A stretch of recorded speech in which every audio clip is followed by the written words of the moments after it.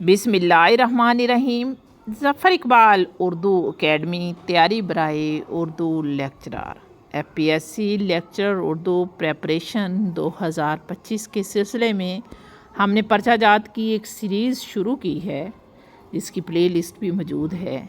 आज हम पर्चा नंबर 14 जो क़वाइद के बारे में है उसे करेंगे। कल हमने सवाल नंबर 1 ता 50 किए थे। आज लिसानियात और उर्दू क़वाइद का इस्तेमाल पे सवाल नंबर 51 ता 100 करेंगे। देखें, कल हमने पढ़ा था कि इसम की मानी के लिहाज से दो किस्में हैं, इसम मुआरफ़ा और इसम नकरा। इसम मुआरफ़ा ख़ास जगह, शख्स, चीज़ या कैफियत का नाम। अब इसम मुआरफ़ा की इक़साम हैं 4: इसम अलम, इसम इशारा, इसम ज़मीर, इसम मौसूल। अलम कहते हैं नाम को, यानी किसी भी चीज़ के नाम के लिए जो इसम इस्तेमाल हो वो इसम अलम है। इसके आगे ज़ैली 5 इक़साम हैं: ख़ताब, लक़ब, कुनियत, तख़ल्लुस, उर्फ़। इसम इशारा जो किसी चीज़ की तरफ इशारा करके उसे ख़ास कर दे, जैसे ये कुत्ता तुम्हारा है, वो बकरी हमारी है। ज़मीर ये वो जो इसम की जगह पे इस्तेमाल हो। असलम एक नेक लड़का है, वो सुबह स्कूल जाता है, तो वो ज़मीर। मौसूल जो है वो जुमले को मुकम्मल करता है, जैसे जो, जिन्हें, उन्हें। एक दफ़ा फिर बता दूं, अलम नाम होगा किसी का भी ख़ास नाम। 5 आगे इसकी इक़साम है। इशारा किसी चीज़ को ख़ास करने की तरफ, उसकी तरफ इशारा करना। ज़मीर इसम की जगह पे इस्तेमाल होगा। मौसूल जो है जुमलों को मिलाएगा। इसमें नकरा की अगर अक़साम की बात करें तो इसकी इक़साम है ज़ात, सिफ़त, इस्तिफ़ाम, मस्दर, मुश्तक़।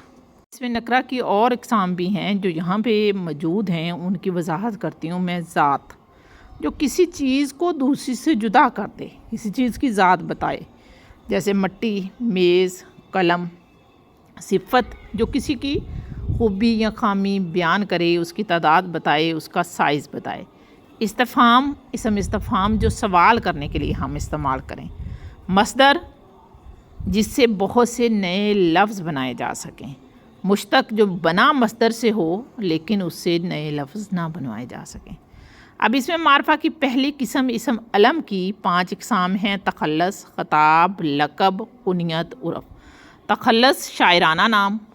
ख़ताब अज़ाज़ी नाम जो एज़ाज़ के तौर पर कौम या मुल्क से मिले। लक़ब सिफ़ती नाम जैसे शायर मशरक़। कुनियत माँ बाप की तरफ से मिलने वाला नाम, जैसे अबू अब्दुल्ला। उर्फ़ जो नफ़रत या मोहब्बत की वजह से लोगों में मशहूर हो जाए, जैसे कालू। इसम ज़मीर की हालतें 3 हैं: ज़मीर मुतलक, ज़मीर हाज़र, ज़मीर गायब। ज़मीर मुतलक जो वहाँ पे मुतलक हो, ज़मीर हाज़र जो सामने हो, ज़मीर गायब जो सामने ना हो। वो कलमा जो किसी इस्म की जगह बोला जाए, जैसे अहमद एक अच्छा लड़का है, वो स्कूल जाता है, तो वो इस्म की जगह बोला गया है, तो वो इस्म ज़मीर कहलाएगा। अब बात करते हैं मादरे मिल्लत की, कौम की माँ। ये सिफ़ती नाम है। फ़ातिमा जना को उनकी खूबियों की वजह से दिया गया, ये लक़ब कहलाएगा। जिस इस्म की जगह आप इस्म ज़मीर बोलते हैं वो मुरज्जा कहलाता है, जैसे असलम एक नेक लड़का है, वो स्कूल जाता है, तो असलम मुरज्जा है। इंसान के लिए जो आप ज़मीर इस्तेमाल करेंगे वो ज़मीर शख्सी होगी। वो स्कूल जाता है, वो आपने इंसान के लिए इस्तेमाल किया, तो वो ज़मीर शख्सी कहलाएगा। अब कोई शख्स हमारे सामने नहीं है, हम उसके लिए इस्म ज़मीर को इस्तेमाल करते हैं, बरतते हैं, तो वो ज़मीर गायब कहलाएगी, जैसे वो। और अगर वो शख्स सामने है तो वो ज़मीर हाज़र कहलाएगी, जैसे तुम। वो ज़मीर जो हम अपने लिए इस्तेमाल करेंगे, जैसे मैं, तो वो ज़मीर मुतकल्लम कहलाएगी। जब ज़मीर काम करने वाले शख्स की जगह इस्तेमाल हो तो वो हालत फ़ाइली कहलाएगी, जैसे दर्जी की जगह आप कोई ज़मीर कपड़े काटने वाला इस्तेमाल करते हैं, तो वो उसकी हालत फ़ाइली कहलाएगी। चंगाड़, रिमझिम, धड़म چونکہ یہ واضح ہیں اس لیے یہ اسم صوت کہلائیں گی۔ اسم صوت سے مراد کسی بھی چیز کی آواز۔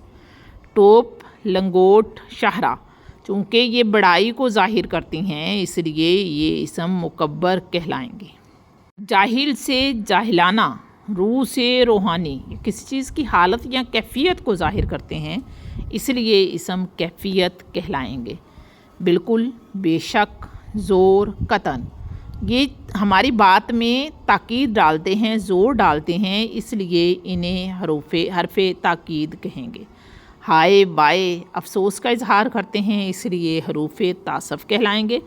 اسم فاعل مفرد، فاعل کہتے ہیں کام کرنے کے لیے، وہ اسم جو کام کرنے والے کے لیے استعمال ہو، مفرد اور اکیلا ہو، یعنی ایک ہی کام کرنے والے کو ظاہر کرے، اسم فاعل مفرد کہلائے گا، جیسے چور، ڈاکو، ظالم۔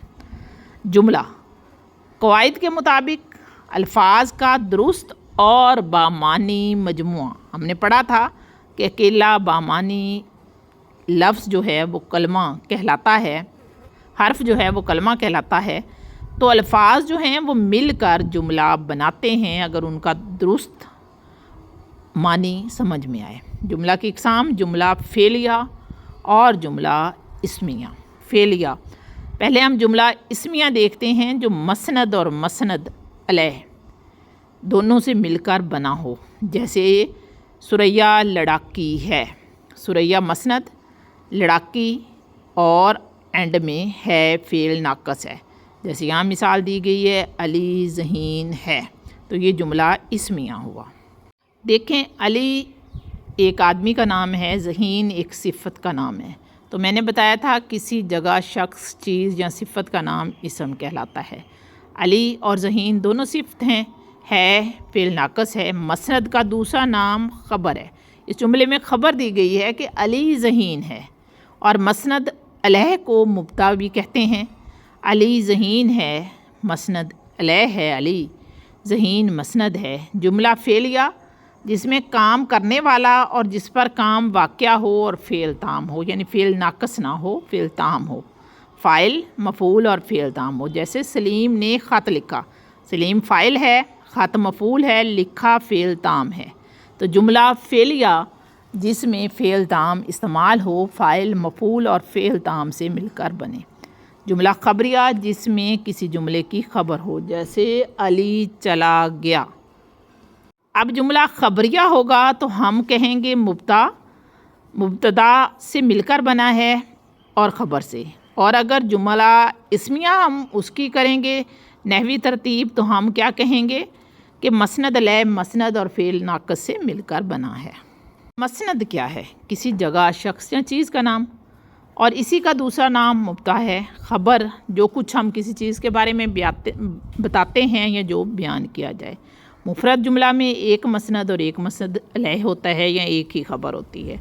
مرکب جملے میں ایک سے زیادہ مسند اور مسند علیہ ہوتے ہیں یا ایک سے زیادہ خبریں ہوتی ہیں، یا دوسرے لفظوں میں ایک سے زیادہ مفرد جملوں سے مل کر بنتا ہے، جیسے اسلم آیا اور شہر چلا گیا، دو باتیں بیان ہوئی ہیں تو یہ مرکب جملہ ہے۔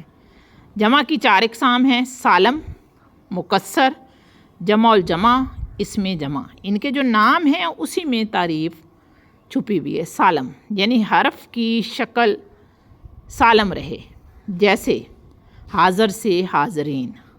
مکسر یعنی شکل سالم نہ رہے، وہ شکل بدل جائے، جیسے شجر سے اشجار۔ جمع الجمع، جو آپ ایک دفعہ جمع بناتے ہیں پھر اس سے دوبارہ جمع بنائی جائے وہ جمع الجمع ہوگی۔ اسم جمع، لفظ واحد ہو لیکن ایک گروہ کو ظاہر کرے، جیسے کلاس۔ سالم، حروف میں تبدیلی نہ ہو، جیسے ناظر سے ناظرین۔ مکسر، حروف میں تبدیلی ہو، جیسے شعر سے اشعار۔ جمع الجمع، واحد کی جمع پھر جمع کی دوبارہ جمع، جیسے رسم سے رسوم، رسوم سے رسومات، جمع الجمع ہے۔ اسم جمع، لفظ واحد لیکن مفہوم جمع کا، جیسے فوج، پولیس۔